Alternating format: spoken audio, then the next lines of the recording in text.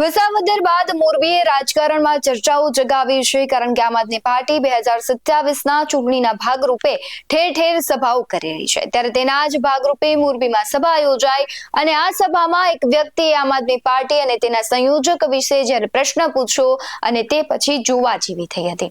હવે આ ઘટના છે એ બીજા ટ્રેક પર ચાલી રહી છે। આમ આદમી પાર્ટીના મોરબી જિલ્લા પ્રમુખે તેમને પ્રશ્ન પૂછવામાં આવ્યો ત્યારે ગોળ ગોળ જવાબ આપ્યા। આજે તેની જ વાત કરવી છે।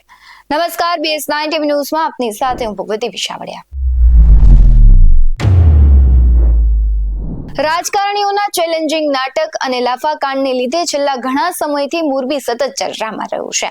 આમ આદમી પાર્ટીની સભામાં થયેલ એ લાફાબાજીને લીધે રાજકારણ તો ગરમાયું છે, પરંતુ અનેક સવાલો પણ આમ આદમી પાર્ટી સામે ઉભા થયા છે, કારણ કે મોરબીમાં આમ આદમી પાર્ટીની જનસભામાં એક નાગરિકને લાફો મારવામાં આવ્યો અને આ વ્યક્તિએ આપના પ્રદેશ પ્રમુખ ઈસુદાન ગઢવીને સવાલ કર્યો હતો, જે બાદ આમ આદમી પાર્ટીના કાર્યકરે સવાલ પૂછનાર વ્યક્તિને લાફો ઝીકી દેવામાં આવ્યો હોવાના આક્ષેપ કરવામાં આવ્યા છે, જેના ભાગરૂપે મોરબીના સ્થાનિકોમાં ભારે રોષ જોવા મળ્યો છે। ત્યારે બીજી બાજુ આ કિસ્સા અંગે આપ પ્રદેશ પ્રમુખ ઈસુદાન ગઢવીએ તેમની સામે ષડયંત્ર થઈ હોવાની આશંકા વ્યક્ત કરી છે અને આ વિવાદમાં ભોગ બનનાર યુવકે મોરબી ડિવિઝન પોલીસમાં અરજી કરી છે। ત્યારે નોંધનીય બાબત છે કે આ પહેલા આપના ધારાસભ્ય ચૈતર વસાવા લાફા કાંડમાં ફસાઈ ચૂક્યા છે।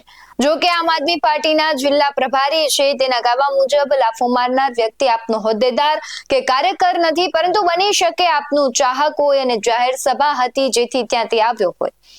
સૌથી પહેલા ભોગ બનેલ યુવાન શું કરી રહ્યા છે, ત્યારબાદ આપના જિલ્લા પ્રભારી છે તે શું કરી રહ્યા છે તેના પર નજર કરીએ। કાલે જે ઘટનાક્રમ થયો આમ આદમી પાર્ટીમાં, એમાં પરમ દિવસે આમ આદમી પાર્ટીના કાર્યકર્તા આવ્યા હતા અને શેરીએ સભાનું કહેતા હતા કે આ દિવસે આપણી રાજનગરમાં સભા છે અને અમે સભામાં ગયા હતા અને મેં બે સવાલ કર્યા। આપણે ગઢવી સાહેબ ભાષણ કરતા હતા, બરાબર, અને સવાલનો જવાબ પૂછ્યો। એમાં એક ભાઈ હતા, એને હું ઓળખતો નથી કાંઈ, બરાબર, એને મને ફડાકો માર્યો।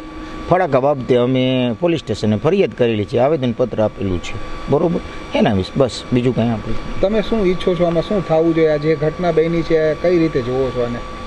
અમે પોલીસ સ્ટેશને આવેદન આપી દીધું છે, હવે પોલીસવાળા કાર્યવાહી કરશે। અને જે રીતે અત્યારે જે સોશિયલ મીડિયામાં એક પ્રકારના પ્રશ્નો કરીને જવાબ આલે છે કે માત્ર તમે એક જવાબ પૂછ્યો તો ને આવી રીતના તમને જવાબ મળ્યો છે, આને તમે કઈ રીતે જોવો છો ને શું લાગે છે આ સત્તા ઉપર આવે તો? એ જ મેન પોઈન્ટ છે સાહેબ, કે ખાલી એક નાનકડો સવાલ પૂછે અને એના કાર્યકર્તા મારવા માંડે, બરાબર, તો પછી શું કરવાનું? વસ્તુ આ છે, નાનકડો સવાલ, સિમ્પલ ને સોબર, અને પાછા બધા એમ કહે કે તમે આ પાર્ટી એરે જોડાયેલા હો। આ ભાઈ, મારે એકેય પાર્ટી એરે કાંઈ લેવા દેવા નથી, તમે જોઈ લ્યો, મેં કોઈનો કેસ નથી પહેર્યો કાંઈ, એકેય પાર્ટી એરે મારે કાંઈ છે લેવા દેવા જ નથી, ભાજપ હોય, કોંગ્રેસ હોય કે આમ આદમી પાર્ટી। મેં તો સિમ્પલ ને સોબર સવાલ પૂછ્યો, એના પાસે જવાબ નહોતો, એટલે એને ગોળ કરી નાખ્યો આખો, અને એને પાર્ટીમાં કે આ ફલાણાએ કીધું એને, આને કીધું એને, મારા વાંચે કોઈ નથી, હું એક આમ આદમી, આમ નાગરિક માણસ હોઉં, જાગૃત નાગરિક।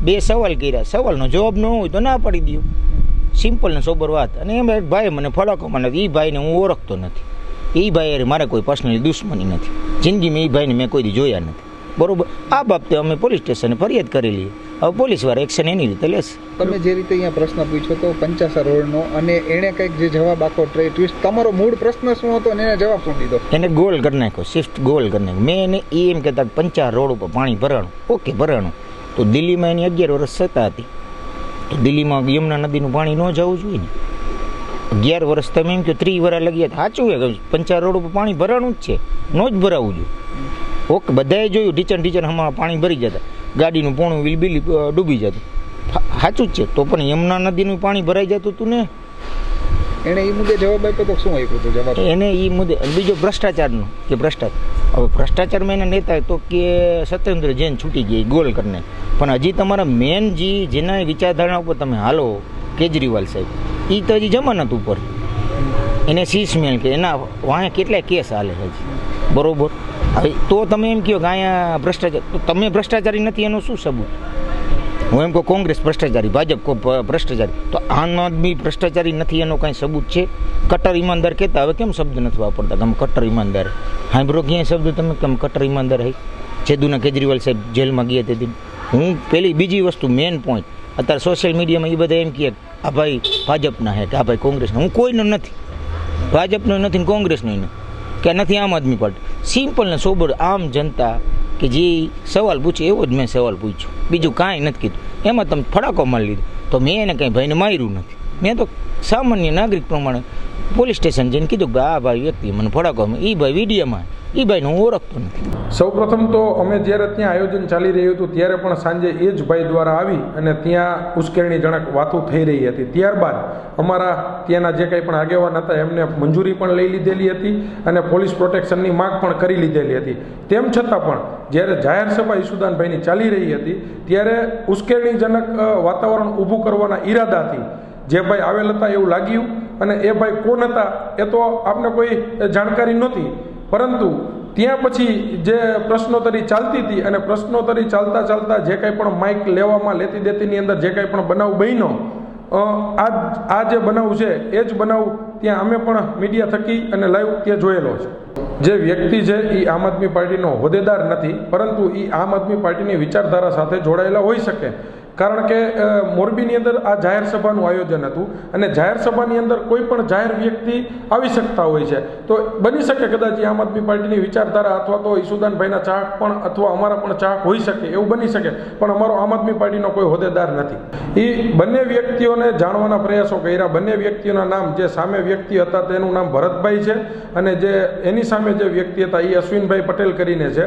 બંને પટેલ હોય એવું પ્રથમ દ્રષ્ટિએ લાગી રહ્યું છે. અહીંયા સવાલ આમ આદમી પાર્ટી અને ઈસુદાન ગઢવી બંને પર થઈ રહ્યા છે. આમ આદમી પાર્ટીના નેતાએ તો ગુળગુળ જવાબ આપી જ દીધા, પરંતુ તમને શું લાગી રહ્યું છે તે કમેન્ટ બોક્સમાં જરૂરથી જણાવજો. આવા જ વધુ અહેવાલો સાથે ફરી મળતા રહીશું.